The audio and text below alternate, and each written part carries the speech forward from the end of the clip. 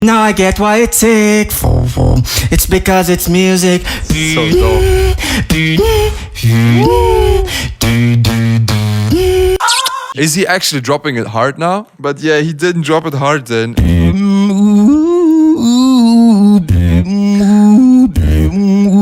He didn't really do something original.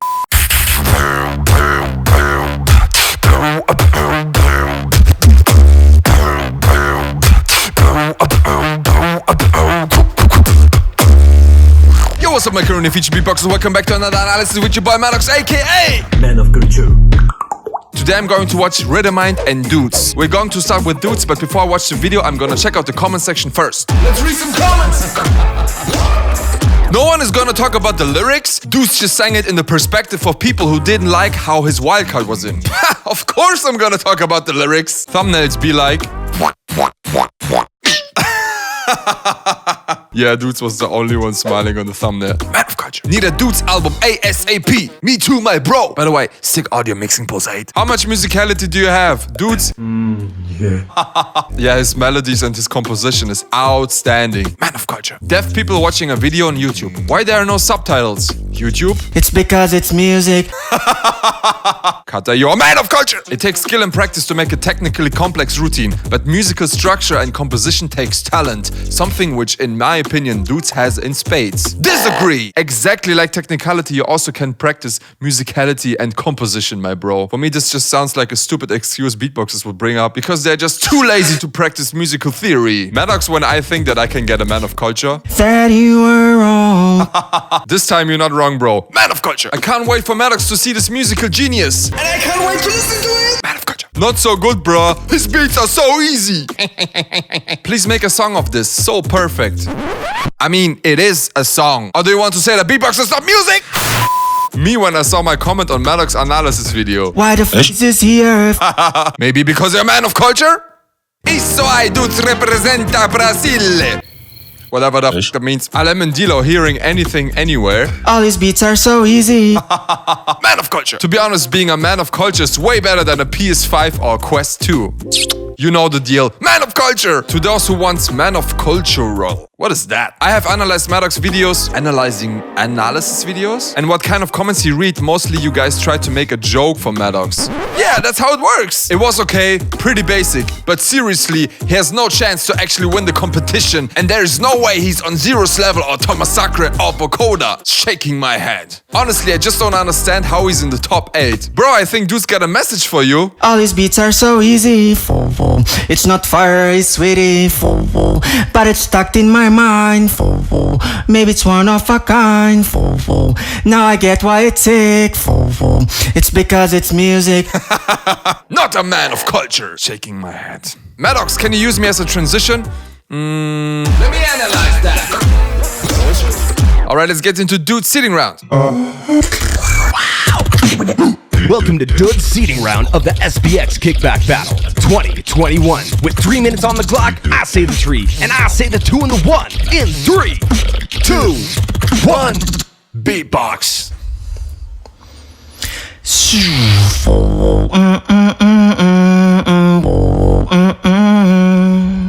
Oh, so clean already.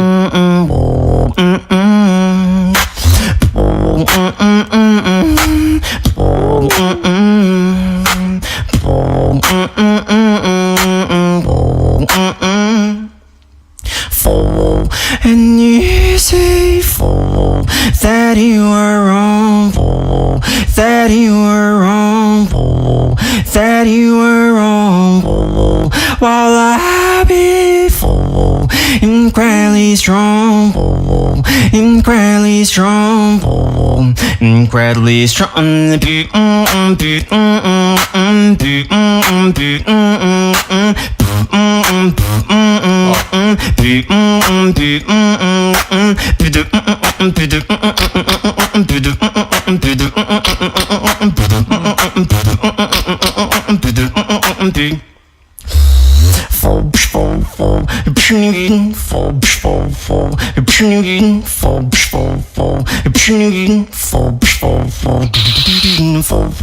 Why the fuck is this here?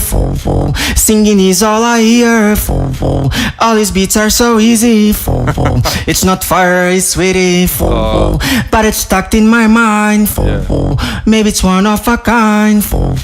Now I get why it's sick. It's because it's music. So dope.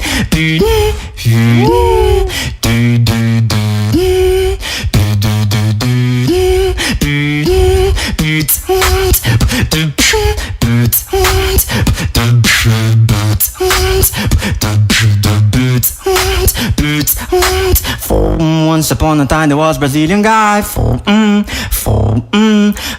His beats were so different and I do know why. So much musicality that I could die. It's bringing up the energy to level high.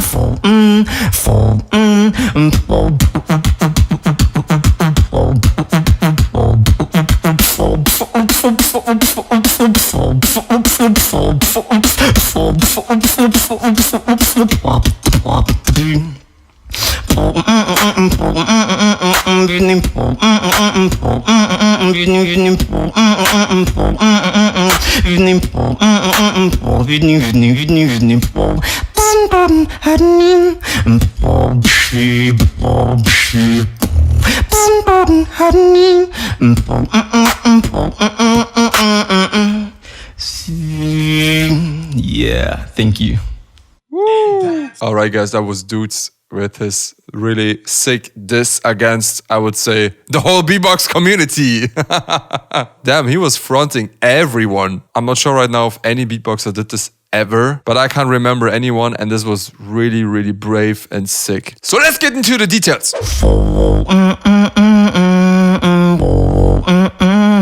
Yo guys, the intro already dragged me in so much. I got goosebumps right away. His vocal bass is so clean as well as his singing voice. I would need to practice for years to get to this level. Then he started with the beat, and man, when he's switching into his head voice, that's so dope. I love how breathy his head voice sounds. The texture and the tone of it is so beautiful. And then he gets into the lyrical part, and man, it's so beautiful. And you say that you were wrong. Every sound that he uses is well chosen. There's no unnecessary sound. The texture of every sound is really sick, and all the sound choices are well done. So until this point it's just perfect. Then he came in with a beat where he used the lip oscillation bass, but not the usual one that beatboxers do where they go one octave lower with the lips. He's using his voice and his lip oscillation in unison. Using it like that, it sounds like you're distorting your voice. His usage of it is really sick. Especially the low note impressed me.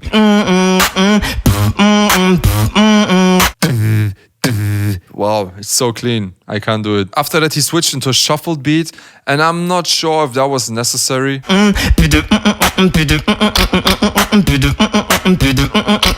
Thinking about he wants to show skills, yes, it works, but I think for the composition it wouldn't be necessary. Then after a quick transition, there comes the best part of the whole routine, and that's so unusual for a beatboxer, but I think the lyrical part is the highlight of this round. Why the fuck is this here? Singing is all I hear. All these beats are so easy. It's not fire, it's sweetie. He's not speaking out of his perspective, but he's speaking from the perspective of the haters. His lyrics are about the feeling when you listen to a beatboxer and he's just doing musical stuff and you normally don't enjoy it, but there's still something inside of it that keeps your attention and that makes you remember the routine. This is something beatboxers actually don't think that much about. But it's stuck in my mind. Maybe it's one of a kind. Now I get why it's sick.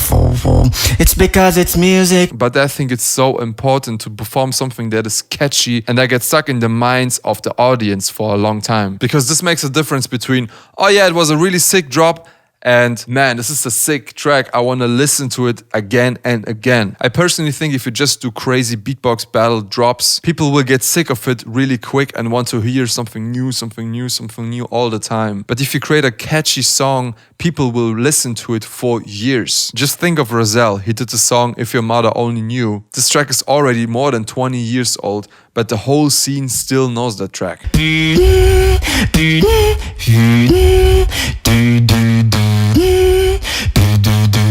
Then he went into pre-chorus melody, and again this one was so dope. I really like this technique where he's switching from his chest voice into his head voice. The way he's transitioning between these two voices is just so dope. It always catches me. Then after this chorus, he went into a bridge with some more lyrics where he was announcing that, okay, now I'm gonna smash it. It's bringing up the energy to level up. And then he started with the classical EDM build-up where it was like, oh my gosh, what is coming now? Is he actually dropping it hard now? But yeah, he didn't drop it hard then, and I was a little bit disappointed.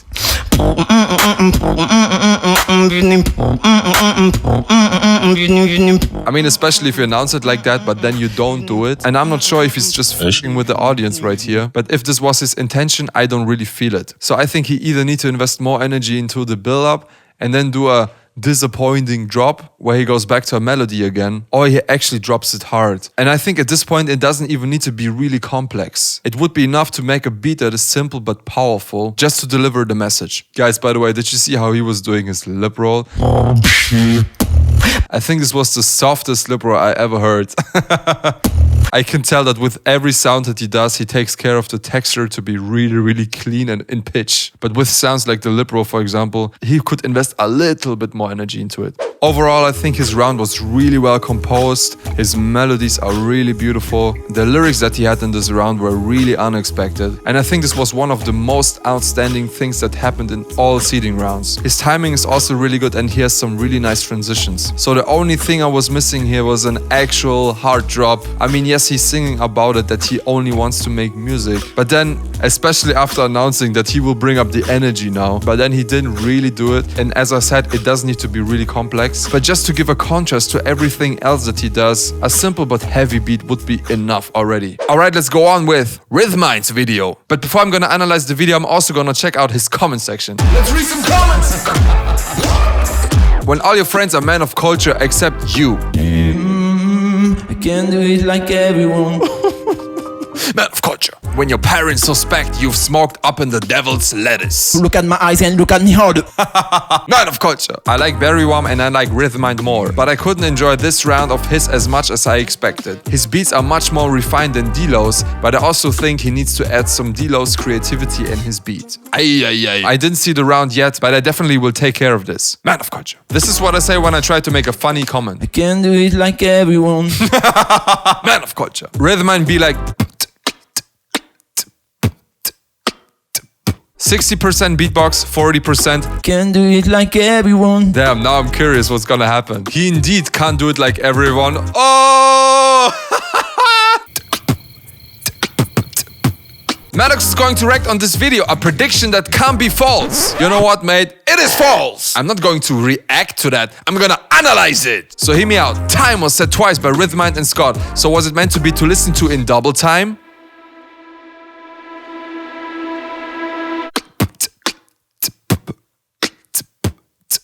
Can't do it like everyone. Alright, I have seen enough of the comments. Let's continue with... Let me analyze that. Welcome to Rhythmine's seeding round of the SBX Kickback Battle 2021. With 3 minutes on the clock, I say the 3 and I say the 2 and the 1. In 3, 2, 1. Beatbox. Let's go. Let's go. I can't do it like everyone. I can't do it like everyone. I can't do it like everyone. I can't do it like everyone.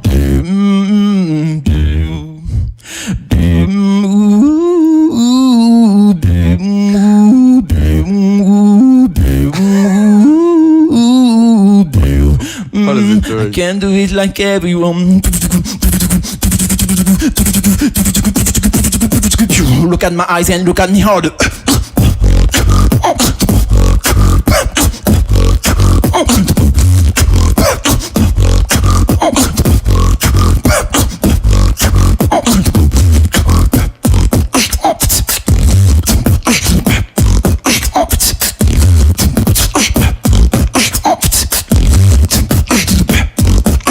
I can't do it like everyone.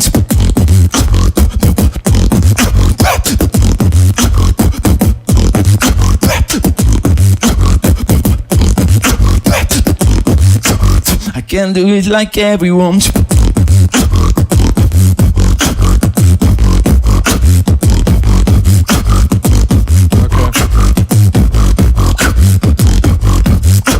I can't do it like everyone. Yeah. Yo, it's coming now. Come on, bro. You can do it better. I can't do it like everyone.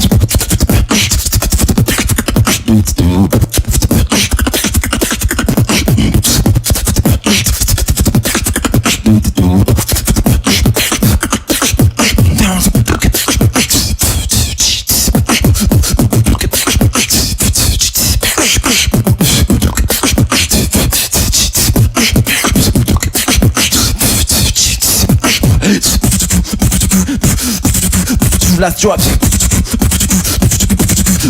Okay, last drop. I can't do it like everyone.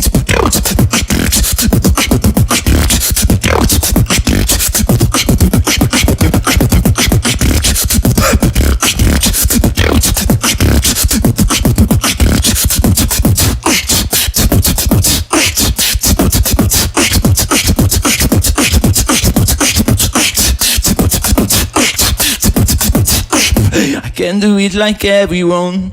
Ooh. And that's Time. time. This was actually the best shit at the end. Ooh. Alright guys, so my first impression is he started really funny, taking out the piss out of every beatboxer in the beginning, because lip bass and melodies are pretty popular right now. So I guess he was referring to these beatboxers. But then afterwards he didn't really do something original. And that's what I was actually expecting when I heard the intro. He was dissing everyone who sounds the same, but didn't really do something new. Let's get into the details. So in the beginning I really liked his attitude. He was acting really shy and he was barely opening his mouth when he was singing. Can't do it like everyone. And then after a short introduction with the lip oscillation, he also added a vocal run that a lot of beatboxers that are focusing on musical beats are doing right now.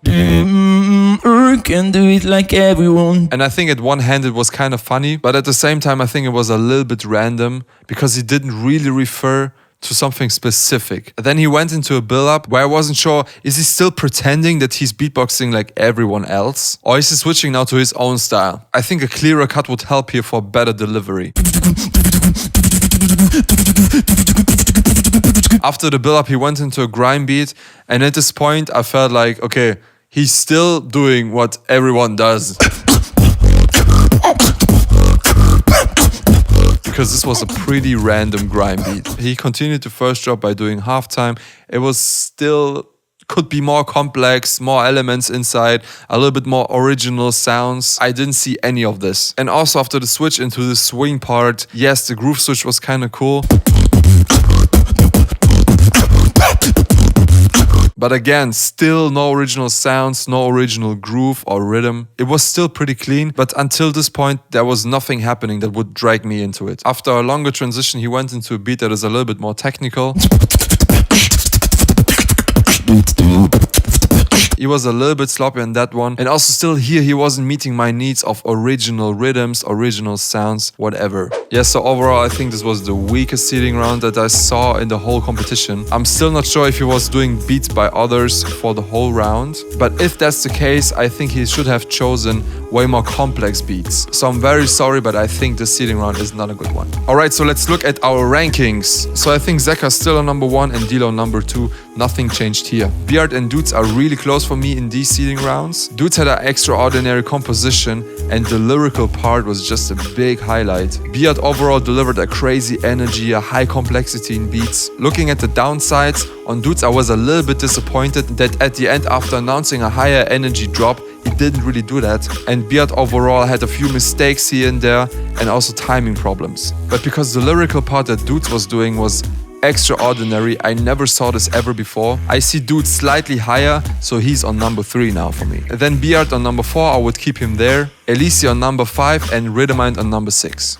Alright guys, that's it with this video. Quick and easy. If you enjoy my content, please like the video, subscribe to my channel and hit the notification bell. I hope you enjoyed this video. I see you in the next one.